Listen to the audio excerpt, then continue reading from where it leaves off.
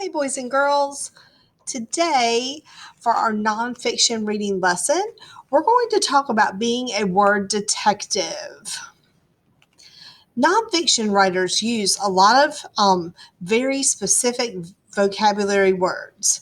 If you think about vocabulary, if you think about all the words we use, we have our basic words that we use every day in conversation that in general everybody understands and is familiar with. We bump up a little bit the tier 2 level words. Those are the words that get a little more complex. Those are usually the words that we might see in a vocabulary lesson. They're a little bit more advanced. So like instead of saying cute, we might say adorable. And so they're just a little bit stronger in meaning. Maybe they have that little higher level of meaning if they're an adjective, or it's a little bit more vivid if it's a verb. And then nonfiction writers are going to add a third category. So the tier 3 words, those are domain specific. So like if I have my example of cute, I might go from cute to adorable. And then for domain specific, if I think about the Japanese culture, there's a Japanese culture of cuteness called kawaii. I don't know if I'm saying that exactly right. But so that would be very domain specific. But if I heard all of those 3 words, they all kind of have to do with something being cute. Okay, so those are our 3 levels of words. So what do we do when we come to a word we don't know? So we have to act like a detective. And we learned some of these strategies last quarter with our fiction. We thought about, did the author give us a definition, a synonym, an anonym, an example of that word, or did we have to make an inference? So when we're reading nonfiction, we're going to use some of those clues for those really specific words that go with whatever topic we're learning about. So on this chart, we have our context clues. So this would be the same things that we learned in fiction: definition, synonym, anonym, inference, or an example. Okay? Another thing that you can do with a nonfiction book is use your background knowledge. Think about what you already know about the topic. What have you already read? What have you seen about this topic in other places? What do you know about the ideas that were presented in the sentence? Do you have a personal experience with this topic or idea? Another thing that nonfiction readers can do would be to look at common word parts. So we're going to look at those parts of the word: prefixes, suffixes, root words. And are there parts of the word that you recognize? If you've seen telescope and television, they both start with tele. So tele has a word origin, and that word origin has a specific meaning. So that is what we're going to do in our lesson today.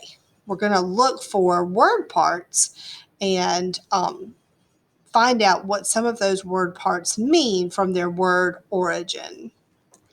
Finally, another strategy, this is also new, would be if you're using a book and one of the text features happens to be bold print word or italics, you might find those words in your glossary. So is the word in the back of the text?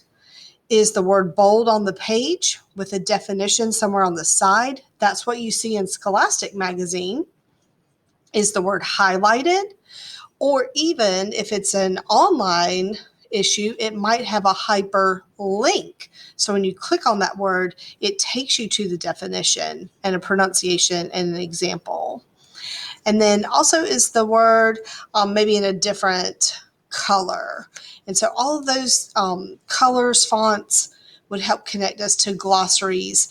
I know when I'm reading my e-reader book, I can tap on the word and it'll ask me, do you want me to define this word? And I can click on definition and get that definition automatically when I'm reading a word that, and even as an adult, I use that strategy all the time for words that I don't really understand. Maybe they're from a historical context or maybe they're a cultural context. So when I'm reading my books, even I have to look up my definitions sometimes. Okay. So there are some other tools that we can use to help us solve a word mystery. So the tool that I told you we're going to focus on today is that a lot of words have common parts, and those common parts have meanings. Okay, so here are some common word parts. When I see this part of the word, it might help me connect to the meaning. So if I see the word part photo, I should think, ooh, photo means light. So when we see this word part, we know that whatever the big word is, it's going to have something to do with light. Think photograph. What does a photograph have to do with light? Well, I know I have to have light to make an image on a camera. And so if I have a photograph, I have captured the light and put that image on the film or in a digital format. Okay, the next row says micro. Micro means small. So when I see a word with micro in it, I know that it has something to do with objects or ideas that are small in size. For example, microorganism. That's going to be an organism, a living thing that is very, very tiny. I might need to use a microscope to see a microorganism because I'm using a tool that will help me see something that is very, very tiny. Okay, the next one is sub. So sub is what it means is under. When you see sub in a word, we should start to think under. For example, if I see a subheading, one of our text features was subheading.